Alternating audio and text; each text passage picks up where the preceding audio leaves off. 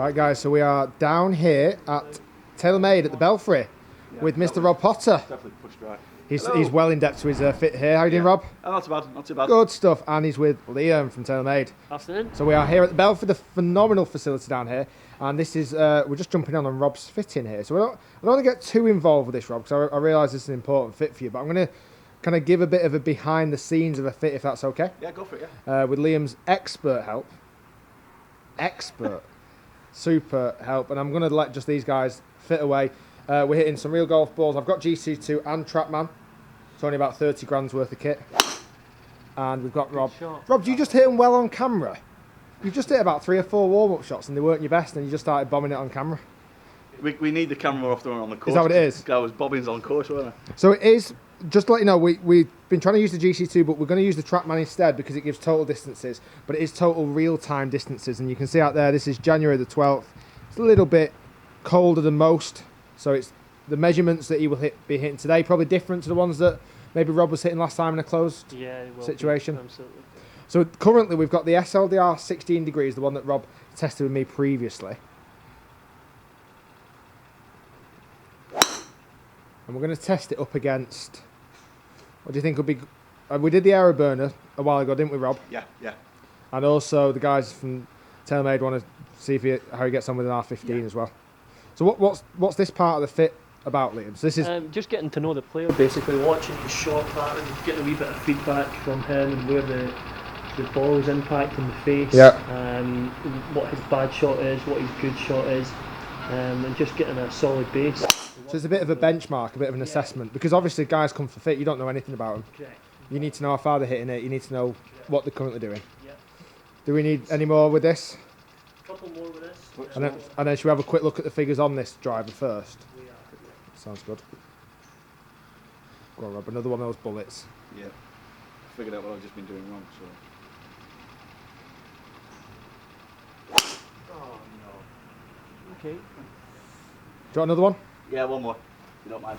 That one there, you've just it's a bad swing. We can take that one out. Oh, that's great, yeah. This is normally, as you're saying, left. It's going left now, yeah. So there's a bit of a. So that was interesting what Liam was just saying then about the fact that if we do catch a bit of a bad one, there's no point in fitting for terrible shots, you know. Sorry, that was a bit harsh, not terrible, just bad. It was pants. Was it terrible? Yeah. It was terrible. Okay. Yeah, let's not put lipstick on a pig. I'm trying to hold the camera steady here. Let's not put lipstick on a pig. Yeah, because it's still a pig. I like it. Right, is that good? Numbers? Should we have a quick look at them? Yeah, let's have a look. Right, guys, so we have now just come over to the Trackman. So we've got Liam. Give us our analysis here, sir. Yep. What have we got? Pretty good. Digest it. As we look along the numbers, kind of looking for anything that stands out. I call it red light. Is there anything that's going to kill the shot, really? When I'm looking along there, we're looking at launch and spin. They're not really talking to each other. So the launch angle, if we could keep that there and dramatically lower the spin, then we would be in good shape. Yeah. If we can maybe keep the launch around about where it is, right, or we might see that launch come down and the spin coming down even further. Okay. Because so give us some distances. What are they going there? At the distances there, he's carrying it at 206, totaling out at 232. It's all right. From a point. I think we're done. Is that it? Video done. I think we should finish there. A good point here is angle attack. He's hitting it on the up, so quite considerably, about 6 on the up, which is pretty good delivery conditions. Right. Yeah. So this is not only also looking at clubs. It's an opportunity to have a quicker look at how Rob actually comes into the golf ball a bit, doesn't it, as well? Yeah, correct. Brilliant. So from an optimisation point, that's pretty good. Ball speed of 130. So I think if we pick up a wee bit ball speed here. Are you up against the cosh a bit here? Is this a bit of a tricky number to me? At least it's one of your clubs. Exactly. At least it's an SLDR. He's going to earn his money. Yes. Let's hope so. So what we're going to jump in first? We're going to go into Aeroburner. Oh right, okay. And no pressure then. Yeah, we'll try it. We'll go from there and see where we get. Well, that's the one you liked. That was the one I did like, yeah. So that's the one. Hello, I've not even been on. I'm like a fly on the wall in this video today. Aeroburner's the one that Rob tested when he was down with myself at Trafford, and he hit it really well. So we're going to get in the Aeroburner and then see what it does. We've got 232 to beat. Come on, give us what we got. Let's do it. Well, this is a bit of a turnout for the books. Liam's actually put you in the driver that we tested. Yeah. So show us on screen. Lift it up. What we got? So it's the TaylorMade Aeroburner with the face lock, super aerodynamic. Because what Liam's saying is really the only way you're going to be able to maximise anything is club head speed and ball speed. Yeah. Because spin numbers, launch angles are pretty good. So we'll have to see. Where's he gone? Sorry, stuck up behind me. So we're going to hit another 5 with this. Yep. And then we'll see the results. Yep. You ready? Right, Let's give it a go. See?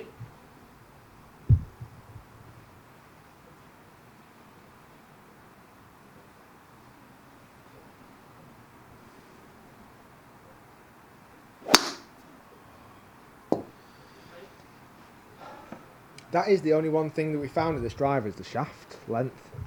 It felt almost too unmanageable. And the fact it's white. Yeah, you're going to have to paint one black. Yeah. Hit me one black and just stamp Hey, my Rob, twin if you in. hit it 250, you'll have it any colour. Oh, yeah. I'm not prejudiced that way. Sure. Great hit, much better hit. I thought the 250 sound was the line. Yeah, it's a bit down that right side, but it was smashing hit. I'm going to do a little bit of what Liam would imagine to do. How's it feel? Even that Cool. one there, right? Your first swing you put on it was bad swing by all accounts. Just from that one there, if we look at your numbers here, your ball speed is picked up, all right? Nearly 3 miles an hour ball speed picked up. Seriously? And your total distance has went to 244. 222 carry. Off a miss it. Yeah, it was a miss hit. Just Was that the miss hit one? Yeah, That's the first one to miss it. Wow. A wee bit out to the heel, hence why you get a wee bit more spin. What was the? Did you get the second one? The second one, that one? Was that the good one? That was good. Oh, sorry, right. That was the last one, That was Rob. the last one. Yeah.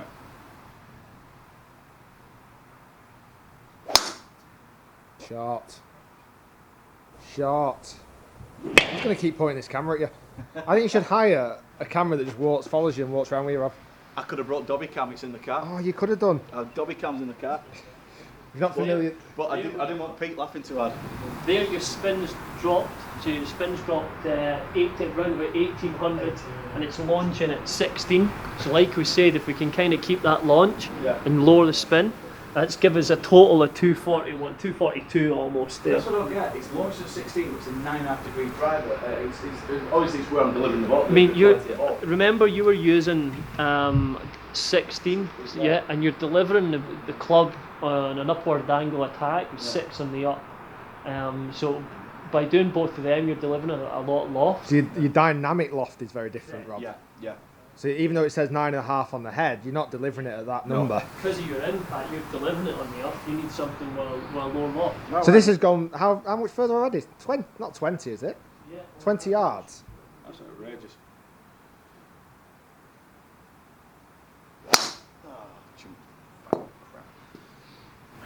Now, as a point, Yeah.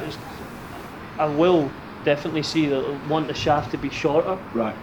So we'll look about 45 or maybe Okay. even 44 and a So half. what are we in at the moment? I'm going to put a bit of tape on here, Right, okay. just measure it down. Okay. So sorry, just say that again, sorry Liam. So what's shaft length is this at the moment? This is 46 inches at the minute. Okay, and what do we think's good for Rob? We're going to bring it down to 45.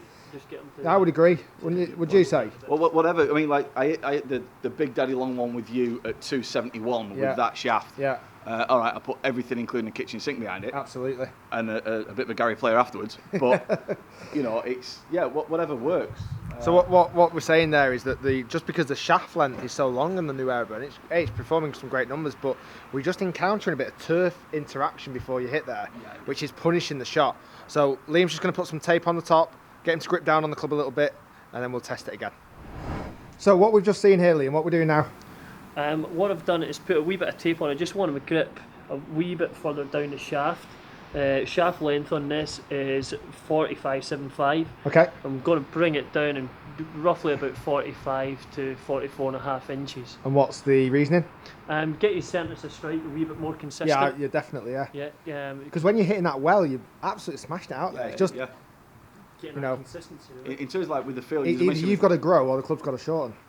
No, trust me, I'm shrinking. So I'm gonna keep getting fit. I've already lost just under half an inch. It's quite a clever way because this driver head is fixed, obviously the shaft, so we can't just put a new shaft in it. So we've got to artificially show him how long the club needs to be. Right, let's give it a smash.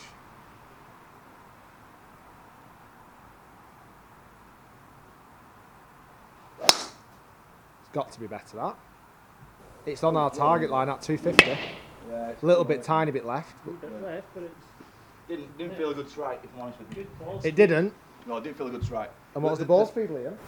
133. The Right. thing is that I find, and it's not being overly critical, I don't feel much from this head at all. I don't. I feel when it's a bad shot, but I don't feel it in general. Yeah, Liam. I mean, Yeah, Liam. What's... It's quite a hard. For me, it feels like quite a hard face. Uh-huh. Honestly, truthfully, I said this when we did the review. I don't really feel the ball off the club face at all. That there isn't much feedback to it, apart from I know I'm making a bad shot because I'm chunking that tee. So, in response to that, No offence, I'm saying that as an example. what I would say to you there is you've not hit that one that great, and your total distance there was 4 yards longer than a good one with Yeah. SLDRS. If you're miss-hitting it and you don't know it's a miss hit or you can't feel it's a miss hit, I'd take that as a positive that you don't know if it's a toe or a heel hit, and the club's pretty consistent across a larger area. Yeah, no, that's fair play. You know, like I said, it wasn't a criticism of the golf club as such. It's just like if I'm mishitting it, sometimes it's nice to feel that you've mishit it because you know what that feeling is. Uh-huh. With I had your TaylorMade 360 Ti when it first came out. Yeah. Now, of course, that was a springy face, but it's still actually legal, and it is still legal now. And I knew when I hit it whether it was a good, bad, or indifferent. I knew where I hit it on the club face, so I always got the feedback from it. Going to the R7, there wasn't much feeling that, and going to this, I'm not feeling it again. I think you're just probably as a seeing the technologies improving over the years of, Yeah. you know, the larger areas of the face getting more forgiving, so you're struggling to feel when it's a miss hit, Yeah. to be fair. Yeah. You know what, Rob? I love that statement because this is what mid-handicappers experience. Yeah. Things like that, isn't? I'm sure you hear that through different clubs, and people will feel different clubs anyway, won't they? Someone feels It's softer like than others. It's like the evolutions. You hit a persimmon wood and you'll feel it all day long. You then go and hit a 360 Ti, and in comparison, you're not going to feel that golf ball. Yeah. You know, in terms of like the big golfs, the generation golfs, and generation jumps. Right, let's go. How many more do we need with this? 2? Yeah. 2 more. Right, 2 good ones. Good shot. Nice hit. How did that one feel, Rob? That felt good because he didn't feel chunky. He just went. It was great. So, it might be even the interaction with the floor rather than the face of the club. Yeah, it could be because I know I'm hitting a bad shot because I'm hitting that tee and I'm Yeah, feeling yeah, of the course. tee. Yeah. So I'm feeling the snap. If we have a wee look at that, Rob, right? Your ball speed now is nearly at 135 or 134.6. Right. It was pretty good, and your spin rate's down at 1,982 and launching about 17 degrees. Right. Pretty close to pinnacle. We're totaling out at 256 now. Now remember, you didn't think, and we were up against something here with Aeroburner, so we've got made for speed. Made for speed. By just gripping down a club a wee bit. Yeah, more, you've just got to set set the strike. Okay, give us one more. This could be the easiest. You thought it was going to be a challenge, but it could be the easiest fit you've ever done. That's not good. I don't like it being too easy. No, I didn't think you would do. No. I thought you might have wanted to ask some questions. Yeah, big time. Oh, you can't ask any questions about that, Rob. Lovely. If you can't just tell by our reaction, there's a 250 board that's out there where our target line is, and that looks right on And that it. went on the target. That. Yeah. Oh, look at Liam. We got a smile. We got a And I great didn't big- break wind. I didn't break wind, and I'm We smiling. got a That's great awesome. big smile. That's awesome. What numbers have we got on that one?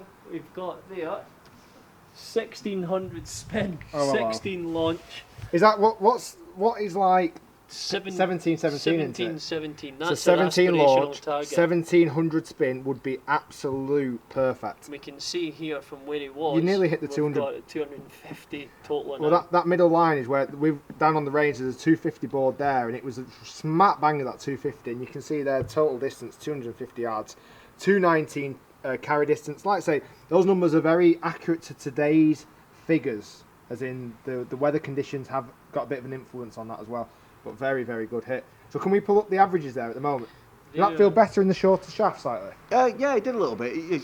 Because you're gripping down a shaft, so the further you grip down a shaft, the thinner the grip becomes. Yeah, that's a good point. So that's the difference. It'd be when you come back to gripping, or you're having the shaft at the right length With a proper grip. With a proper grip on, then again the feel will be different. There's no two ways about it. The feel will be different. We're good. So if we have a wee look here, if we look at averages, we can see here on average 130 ball speed with SLDRS, spin rate 2,500 and launching about 16. Total 232. Which maybe 3 years ago they were good numbers. Yeah. That is what fitters would go for, 2,500, until people discovered low in spin. I say people, it could have even been the TaylorMade guys. And then we've got. So if we look on to Aeroburner, we've picked up here 3 miles an hour ball speed. So every 1 mile an hour is 2.5 yards.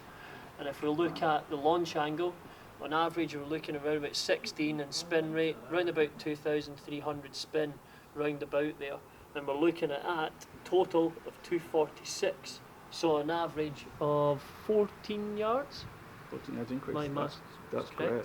Round about there. That's On a great. driver that's not really that old either. Yeah. So the only thing I'd do go on, there, is just shorten the shaft, and it'll feel better when the shaft is actually, because always gripping down a shaft, it does give a wee bit of a different sensation. Because the grip's thinner, so it does feel different. And the stiff flex? Stiff flex, yeah. It still baffles me how I can be in a stiff flex when a multibility scooter goes faster. I generally don't get that.